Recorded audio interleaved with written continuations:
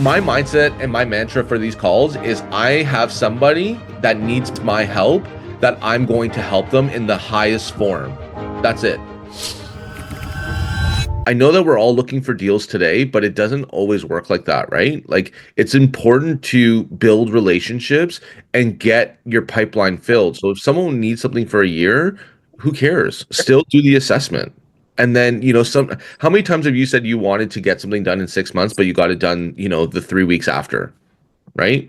So, I mean, if someone's selling even 3 years out, I'm still taking the appointments. So how do you think you can be in touch, Stephanie? And this is an open group chat. How could you do a listing appointment? How are you going to stay in touch? What is something of value that you guys can do?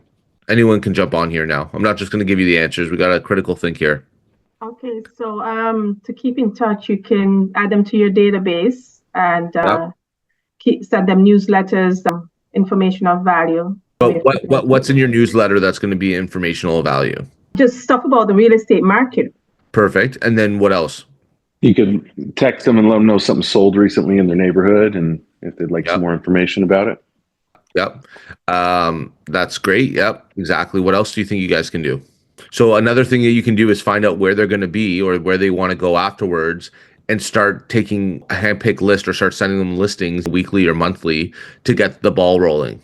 So if you're getting ghosted, then that means one of two things. It means A, they already had someone that they want to use and just had to, use this as a second opinion. Great. That's fine. Or you didn't provide enough value for them, or the relationship during that call or appointment didn't go as well. Because when someone doesn't respond to you, it basically means that they're not interested to using you.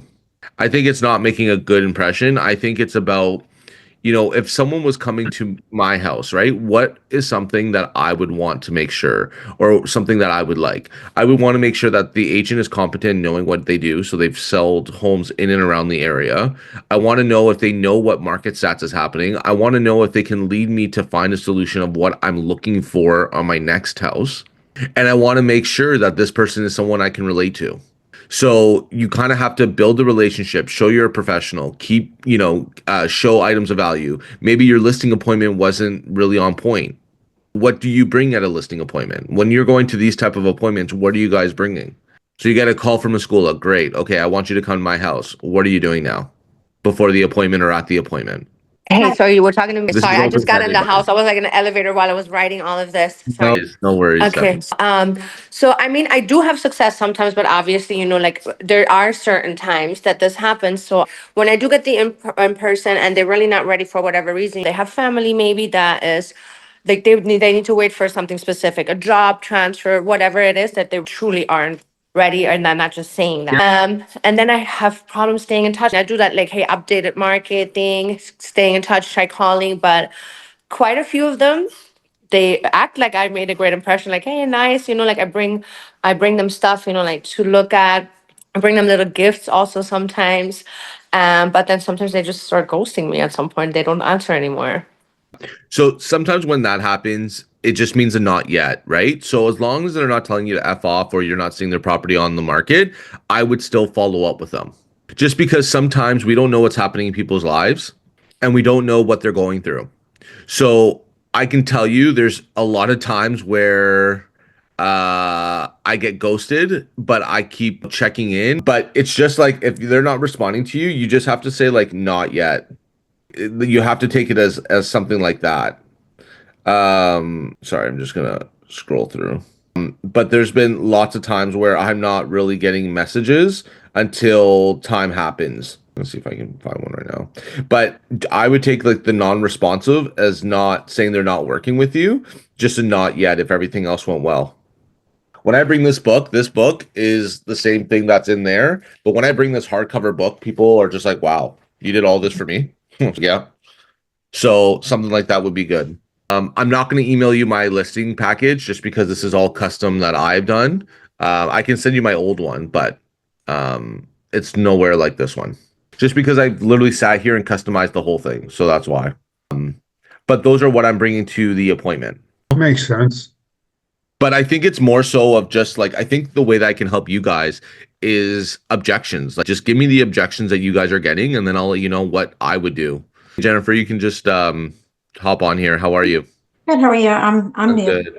So Nice. I just want to mention something that I do at my listing appointments too is I let them know that if they would like to speak to any of my former clients that I've worked with, and I kind of make it relatable if they're selling their home and they're moving out of state or how it is working with a referral partner. So, but I have to say I do line up a few people to know if they had a good experience. Well, I think everyone has good experiences. Exactly. I know. I'll say to them, would you be okay if I ever go on an appointment that I can have someone reach out to you and I'll let you know who it is? So I find that's helped me a few times as well, because sometimes not everyone's looking to make a decision on the spot.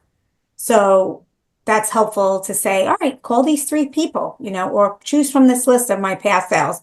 Who do you want to reach out to? So. Exactly. And I think that just shows strength, right? In terms of things. So I totally agree with you. It's important to have because some people want to hear that, right? And it's just more that added confidence and that added layer of that. But I find that for most of the part, I don't really need to give that out because we do get a lot of reviews that's on our Google page, and we also have a lot on social media.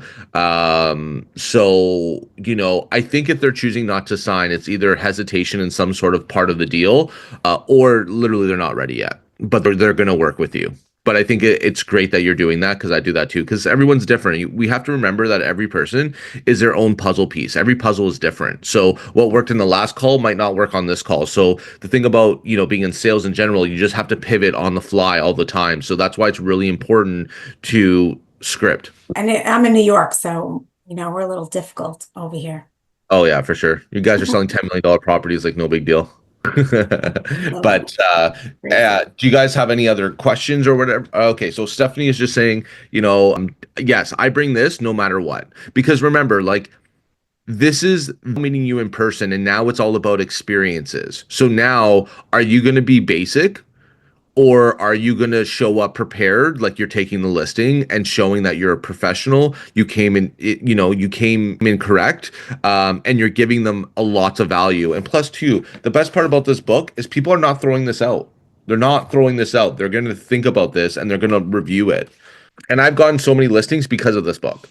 So it's all about presentation. And that's what I think we have to remind each other, right? What is the difference between me, Jennifer, and Bram?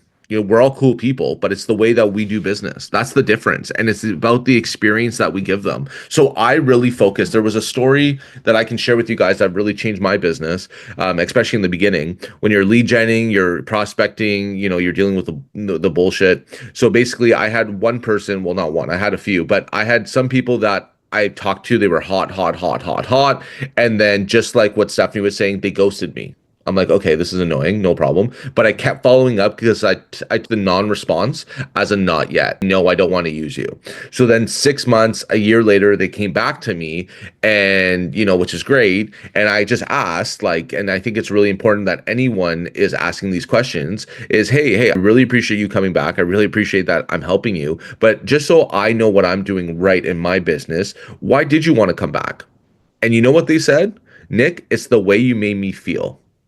So right then and right there, a light bulb went off in my head. So all I try to do when I'm prospecting is vibe with people. Vibe with people and let them know, like, this is what's happening in the market.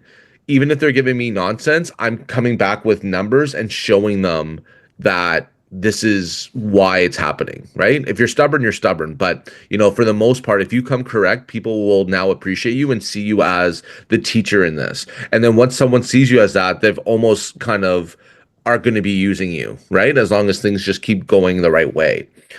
So my takeaway is making sure that when you're connecting people, you're making them feel good. And making them feel good is having good conversation, good banter, joking around, laughing, like these things. Because remember, if they're signing up on your Meskula, they've probably signed up on 3 or 5 other agents. So now it's a race to who's going to be able to connect with this prospect first. Because once you connect with someone, they're going to use you. So I would really use the mindset in connecting with people. because there's two ways of doing business: transactional, where you're always on the phone and always doing things, or number two, be what I'm doing, is relationship based, so that when you're touching base with them, and once someone talks about real estate or they're ready to, do a deal, they're naturally coming to you. And this does take time, right? So, but it does work. Like 8 years in the business, doing high transactions, 4 years solo with my own brand. In the last 2 years, I've been seeing a lot more of just people in my database repeat and referral a lot right now, to the point where I don't even need online leads at this point. But obviously, I'm still doing them, right? Because I have a team. But, if you build your business correctly and you build it with relationship, it will take care of you, right? There's two things that you have to do when you're doing a deal. And this is what I've learned from my mentor. Ready? You pick the money or you pick the relationship. You can't pick both. Which one do you want to pick? So what does that mean? So if you're doing things for the money in the transaction, if shit goes south, you don't give a fuck. Whatever, I don't care. Sorry, I did my job, not my fault, but I'm done. Or you pick the relationship. So, for example, the house, was left dirty. The clean day came, your clients walked in, they're pissed because the house is fucking dirty. It's not in broom swept condition. There's shit everywhere. So you could be like, oh shit, I'm so sorry to hear that. I'll connect with the other agent.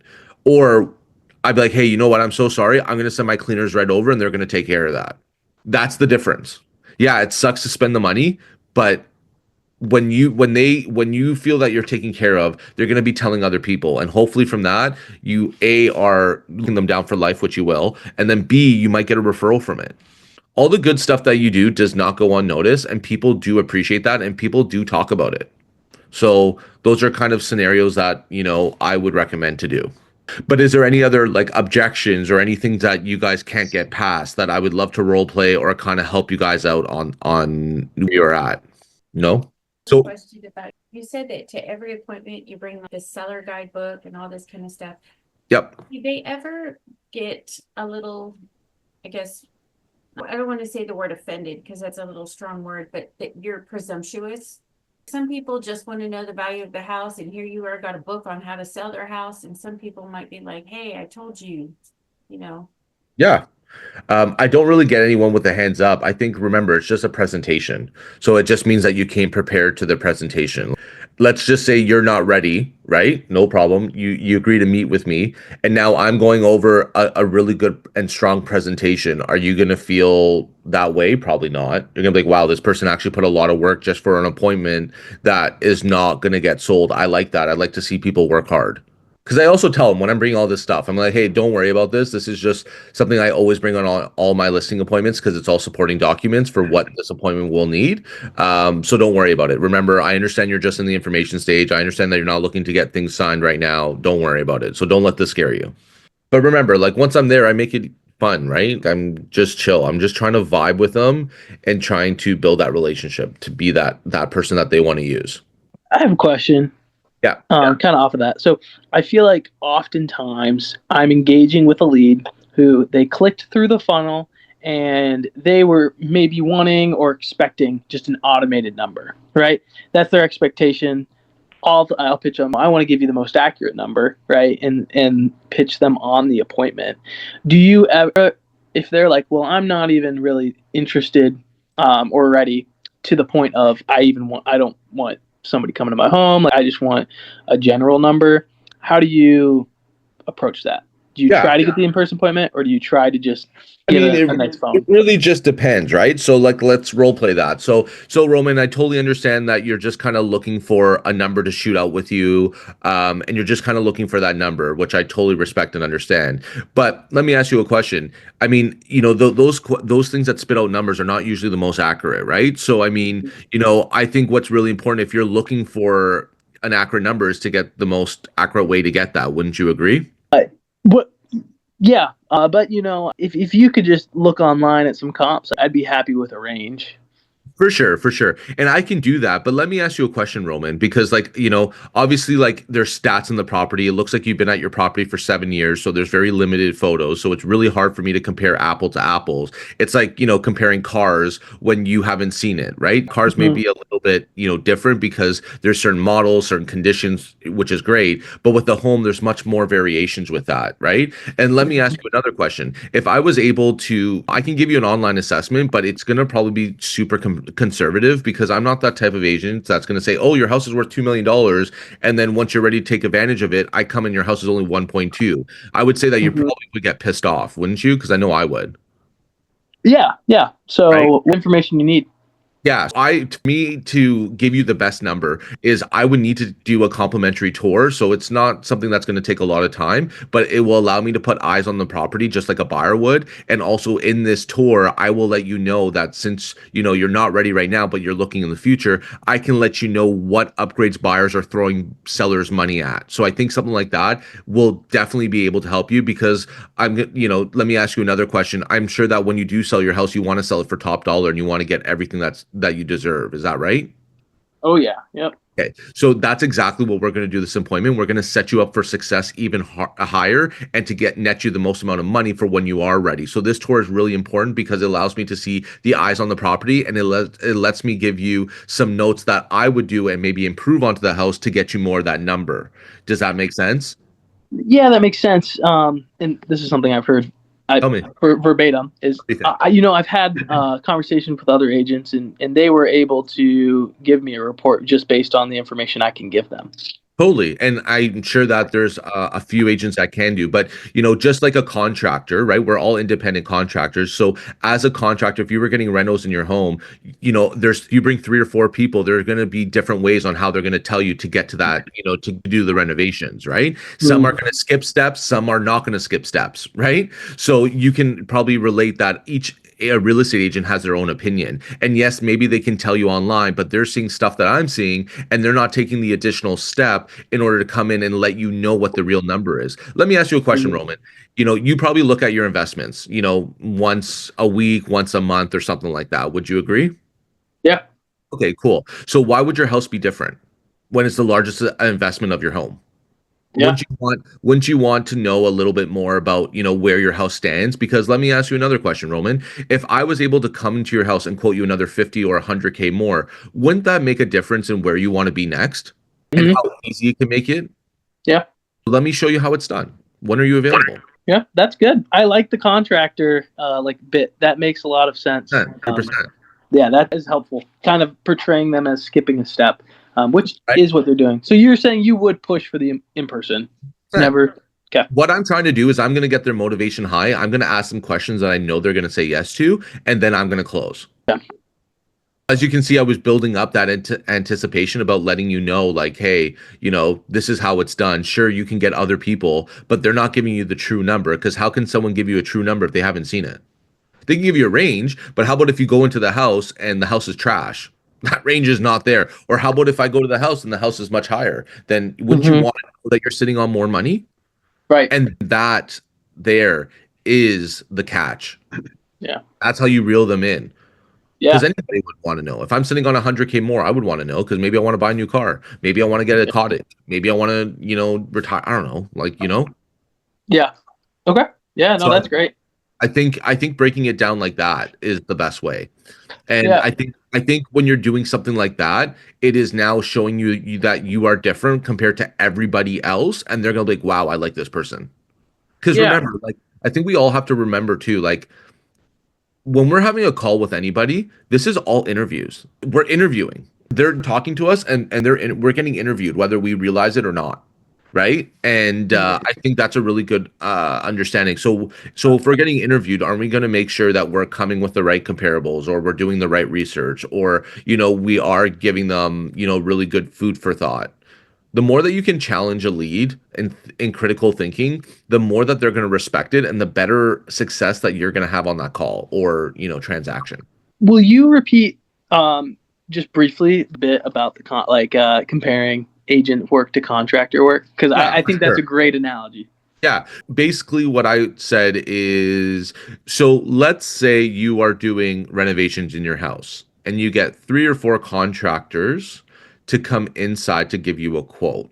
Quotes are going to be all over the place. You're going to get one that's going to skip a bunch of steps to get the cheapest cost, and then you're going to get some that are not going to skip the steps and put really good high quality things in, but it's going to be a little bit more. So what I'm trying to say is that there's so many different opinions in terms as a contractor, but what is really important is what's there's so many different things. So what's really important is finding the right contractor that will take the right steps to make sure that they're doing the job right. And in this case, it's about making sure we sell and net you the most amount of money on the sale of your home. So why wouldn't you want to learn more about this in order to get you more money in the future? I mean, I said that a little differently. Hard. Like, this is the thing. Things come in my head and then they're gone because I already know how to, like, you know, go with it. So, pretty much where that's where it is. And I think another one is too, is that, like, let me ask you another question. Do you check your investments once every week or once every month or once every 6 months? Yes, I do. So why would your house be any different? Why would it be different? It wouldn't be different. And then you cut Most people want an agent that's going to do the work. And if you show up with less than that package you showed, I would never show up with less than what you showed. I yeah, want to know all the answers before I get there. And exactly. if you're going to be competent, you need to answer the questions when they ask them and have the material to prove what you're saying is true. Exactly. So if you're not going to do the work, you're not going to get the listing. You got to start with that. Yeah. I always like to have more than less. Yeah. I like to be dressed than undressed. You go to an outing and you're less than you should be in the way of dress. How do you feel? Less than. Your personality dies on the vine because you know you didn't do the work, and you leave with a black cloud over your head rather than the way you leave with everybody having a good time and cheering on your job. And Yeah. that's I the think, way that's yeah, the way I work. yeah, Dominic, you're totally right. I think also too is just making sure, like, you might not have the opportunity to see them again. And if this is your one shot, you want to come prepared and Right. you want to leave it all on the table. Because if you didn't get the listing, no problem. You probably went with someone cheaper. That's the only reason why. But you got the experience of doing the work. So that's a plus. The Mhm. more you do it, the better you get. And the thing with Meskula or just any lead gen as well, it's like, at first it's hard to get the appointment, right? You get leads coming in, you're getting kind of like beat up from the leads and you're not booking appointments. But then there's something that clicks and then you start booking appointments, right? And then the next step is getting the in-person CMA. Then once you get to the in-person CMA, the appointments come naturally. Once you get to the in-person CMA and you're starting to get signed, now things start gravitating. So it's all about steps on getting to the next level, right? So I think what's really important is just making sure that you know your info, you're being super upfront, and you're being real. I mean, that's what really helps me get transactions done. That's great. Yeah, Thank you. no problem. Any other questions that anyone has? Any other objections that anyone's getting? My biggest problem is the market is still so down where I am Yep. that we thought about selling, but we're just gonna wait. We're just gonna wait. Like, just Why? so many people, because the values are not where they should be. Okay, but like, why? So let's role play. So Melissa, why? Because the value of our house isn't as high as we want. Okay, now let me ask you a question. Where do you want to go next? Let's say the values are great. Where do you want to purchase next? We'd like to downsize, or, our family's grown up, and so we'd like to downsize. Okay. So the thing is like, obviously with downsizing, you want to cash out when the market's really high. But I think another thing that we have to realize is that if the market's down, the market's down for everybody. So this is a really good opportunity to still cash out, still have money in your pocket, because when you are purchasing, now you're purchasing for even less. So that means you're left with a little bit more money in your pocket. Because let's say the market was good, right? Let's say you sell for 500K, but let's say your downsize is 450 because prices are high. You're not really left with a lot. Whereas in this market, let's say you're selling for 4, but you can buy something for 250. Now you have more money in your pocket. So if you're looking to do it that way, does that not make sense? What is your goal? Is your goal to have more money in your pocket while still getting an acceptable size? So let me show you how it's done. Let me show you what's on the market. No, sorry, I'm jumping out Oh, of no. real quick. Because the market's down, there's not as much inventory either, like to choose from. And I think people are a little worried about that. So the market is down and there's not much inventory. Like So people are are saying you still, so in your market, are you in a seller's or balanced market? it's moving more toward, it was a buyer's market, but now it's moving towards more balanced. So then that It's means that there's more pocketed. inventory in the marketplace. It's pocketed. Like in certain places it is, in certain places it isn't. It's weird. Sure. Just a So weird. it's just asking questions on where they want to be and then letting them know about that, and then trying to showcase some opportunities online and seeing if they like that, then seeing what it looks like in person. Okay. I do like that because it's like saving money on the front end versus the back. Like Yeah, for sure. you're When you just the being thing long term, is not short term. Okay. yeah. So it's like the thing is like if the market's really well, you sell for more, but what does that also mean? It means that you have to buy for more as well too. Right? And in a market where, things are taking time to sell, you have more fatigued sellers. So there you can get a better price point rather than just listing and knowing that you're going to get good numbers. So this is a real opportunity for wealth if that's what they're looking for. But I think like number one, and this is for everybody, it's the mindset.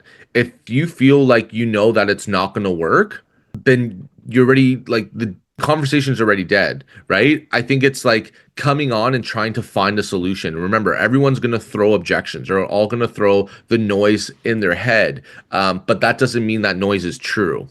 I think that's the hardest part. Like to me, I don't care what people are telling me. Just I know whatever they're saying is bullshit, and I know that until they start getting real, then I'll get to the real objection. But I would even go like this. So Melissa, like, so if you're looking to downsize, you're looking to get more money in your pocket, which I understand while getting something acceptable. Is that the whole story? Is that kind of the only thing that you're looking for that is important to you in this move when it happens? Yes, it is. So there's nothing else that would really bother you. No. So then you're isolating that objection to know that it's just that. So if you can show them a solution, right? So hey, Melissa, if I can show you a solution to still get net you more money on the sale of your home to get you a good, number for the house, and then we can purchase for a really good number and you get some good money in your bank account, would you want to see those options? Okay. So that's how I would move with that. What I'm finding with the Meskula ads, and I can't quantify it, but it seems like the age bracket or the people that are clicking on these ads are older. Not saying old, I'm just saying Yeah. these are not young professionals, blah, blah, blah. Like when they have to move, they're like job change or whatever, and they're like, I gotta go, boom, and you've got whatever. The ones that are clicking on the ads, it's because they're going to retire soon or they're thinking about moving and they're like, we can wait. We're not in a hurry, that kind of stuff. And that's where I'm finding is most of the people that are clicking on these ads. Yeah. So then I would still go on the appointments. I would still show them solutions and I would still just keep them in the loop and follow up because they're going to have to do it sometime soon, whenever that happens. So, and also too, I think we don't realize how far meeting one person can refer us to another deal, to another deal, to another deal. So, I think that at the end of the day, like I have old people clicking on mine and I'm still getting the deals done. So, I mean, I get that. It's just, one of those things. I think it's just more so of just making sure that you're connecting with them and letting them know. Because the good thing about older people is that once you connect with them and you're their person, they're not going to anybody else. It's like, okay, And Nick, they have a family. exactly, They have kids and grandkids. exactly. Get your SRES, and then you can go at them as a senior real Real estate estate expert. professional. Yeah, yeah, exactly. So I think it's just, there's always going to be something. It's just how do we kind of move forward? And I think the thing is too is that people want solutions. If you can give them a solution, which obviously can't happen for everybody, but if you can give them something to work on, because most people once they hear certain things, they just turn off and they're not prospecting even more. So the fact that you can do that, then I mean, I think that would be great, in my opinion. But any other questions before we are done for our coaching call? Any aha moments, anything at all? Any other questions that you guys may have? Aha, we found out you know what you're talking about. That's always nice. That's always nice. Hey, Jen. I like your tenacity and I love the confidence. So that's Yeah. And I think it's just like people get, this is the thing that I've learned is people, okay, let's say, Jennifer, you're working hard, okay? You're Mhm. working super hard. You're in a group setting, you see someone working hard, which is you. Do you not think that people watching you work hard and grind it out, isn't that kind of contagious where now I'm going to feel like I need to do the same thing? So That's right. that's basically what it is. It's like if you can show how good you are and how excited you are and how like relationship driven that you can be with that prospect, it kind of is like exciting, right? And that's why I keep saying that real estate's all about experiences, right? The meeting that they have with me compared to you and someone else, this is what we need to know. Like this is how we connect and how we can showcase our difference compared to someone else. And really, we're all in the business of sales. So, and I hate the word sales. We're all in the business to find solutions for people. That's really what we are. We don't sell people on anything in Mhm. terms of, especially as a home. You can't tell someone, oh, let's sell your house. Like, it doesn't matter. It doesn't matter if they can make $2 million on their house if they're not ready. So you can't We're just like, helping them. right? Exactly. Right. Yeah. And I think that, what's really important is that a lot of people don't have a real estate agent they can trust. They've done deals in the past that was just transactional and they didn't like how certain things are. And that's why, whenever I talk to a lead that has their backup a little bit more, I ask them, I go, hey, if you don't mind me asking, like, who hurt you? Like, who? I Yeah. understand that we're just chatting right now, but it sounds like you had a really bad experience with, an agent. Like, I would want to learn more about this because I want to show you where it went wrong and what I would be different doing in these scenarios. Well, and you show them that you're real, you're Yeah. honest. And I think that's the most important part. And I think the You mindset bet. with these calls is that my mindset and my mantra for these calls is I have somebody that needs my help that I'm going to help them in the highest form. That's it. Even if they say, no, Nick, we don't need your help, no problem. As long as I'm giving them that information and I'm providing some sort of good solution or maybe some comments that they didn't think about because no one brought to their attention, then that's a win to me. And as long as I follow up and as long as I'm connecting with them regularly or even monthly or whatever, I have a pretty good shot that they're going to use me because once people fizzle out and there's one person that's calling you and always being in touch and you're now ready, there's no other competition. They're now like, okay, Nick, I'm ready to sell. I'm ready to buy. So I think that's just something to consider. But yeah, we all can do it. It all comes down to scripting and it all comes down to understanding about the lead and what the lead's mindset is. Remember, most of these leads are coming in to get a quick number. But as long as you establish, like, hey, that's not really the right way to do things. And I would love to know more about your story in order to get you the best solution to it while still netting you as much money as possible on your sale. Wouldn't you think that's a win-win? I would. Okay, so how can I help you? I think it's just phrasing things. So, yeah. But I appreciate everyone coming in today. If you guys have any questions, follow me on Ready Real Estate and send me a message. Yeah, that's pretty much it. Let me know if you guys have any questions.